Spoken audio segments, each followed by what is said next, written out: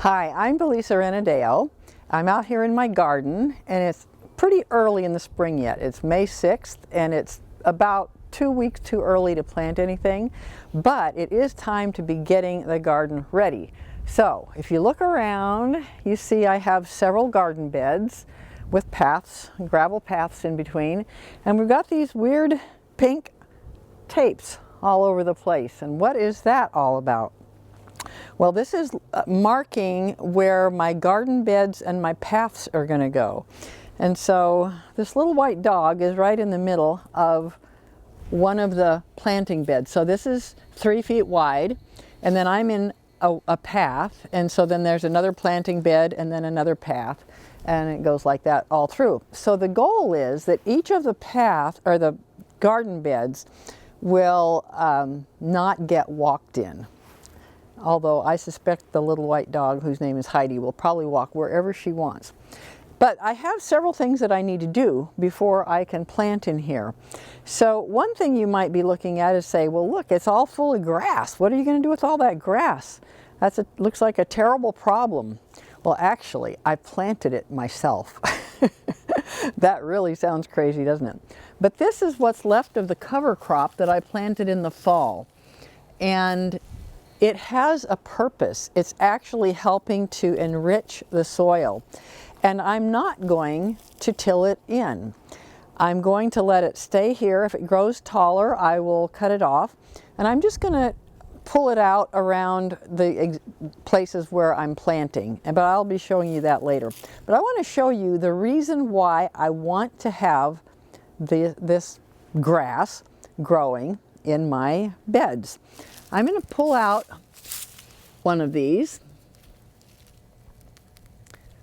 Oops, I want to grab one where you can see the roots. Okay, if you can zoom in a little bit, you're going to see that there are roots growing here. This isn't the kind of grass that is in the lawn.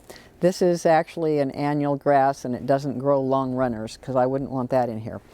But what's happening, the reason why I like this grass here is that these green leaves are doing photosynthesis, which means that they are taking the sun's energy and turning it into food.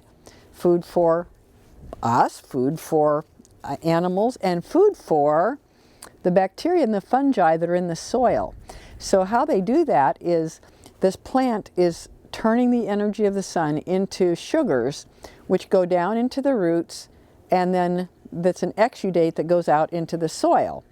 And that attracts the microbes.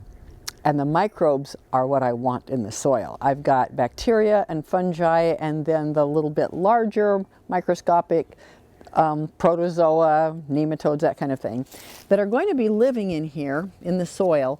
And we want this to be full of soil life.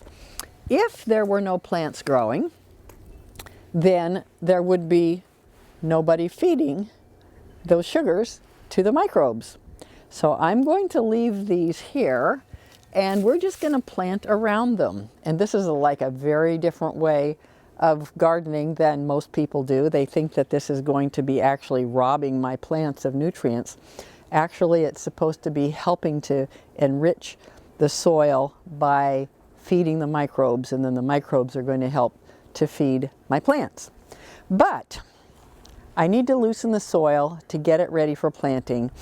And so the way I'm going to do that is I have a new tool this summer. This is called a Broadfork. And I'm really excited about this. Doesn't this look so exciting? So they make them in different sizes. This brand is called Treadlite. And you see it has 2 handles on it. And this one has 5 tines, but you can get bigger ones. And I think those are about 1 foot deep. So here's what I do with it. I stick it down in the ground and I step on it and push it all the way down, and then pull back a little bit, and it just lifts up the soil and it loosens it.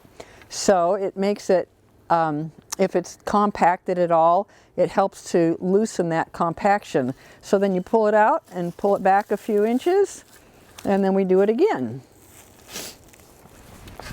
What I want to do is just loosen it like this and not turn it over, because turning it over like a rototiller does actually churns up the soil and it disturbs the whole structure of the soil, and it can kill a lot of the soil life. And the fungal hyphae that make little connections all through the soil, it just tears them up. So I don't want to do that. I want to nurture my soil life. This is like the microbiome in our gut helps us. Well, the microbiome of the soil helps the plants grow. And so this is my way of just aerating the soil and loosening it up to make it easier for the plants to spread their roots down there without disturbing the soil life too much. So, and this is really a nice, easy process. I'll show you in the next video next week how I'm going to actually plant in it, because I will be making room. You know, I'll plant some, probably not seeds here. It'll probably be something like kale or something. And I'll just clear off a little spot, dig a hole and put it in. But I'll show you that later. And I'm not concerned about leaving the leaves here, because it's just adding more organic matter. Now, if you don't have a broadfork, which most people don't, there are other things that you could use to help do the same thing. So here's, I don't know what this is called. I call it a potato fork, but I don't know what the real name is. It's got lots of miles on it. This fork, it's a little different than a typical pitchfork because it's got flat tines. But you can do the same thing with this. Obviously, it'll take a little more, quite a few more steps to get around the garden. But if you have a small garden, this might be just what you need. You'll notice that I'm going backwards with this instead of forwards, because I'm not walking on the soil that I've loosened up. But so this is a really good tool. It does a great job. It just is, you know, you're going to have to make more passes around the garden. So if you don't have a fork like that, you could also just use a shovel. And this might be a kind of a nice shovel to use, because, you know, you could get it down in and then just do the same thing. Just loosen it like that. Don't turn it over. And I know this seems like a really strange idea when we're used to having it all tilled up and having all this nice smooth soil to plant in. But the problem with that is it looks pretty to our eyes, but we're really disturbing the entire microbial soil network. And we need those to really have a great healthy garden. So that's what I wanted to show you today.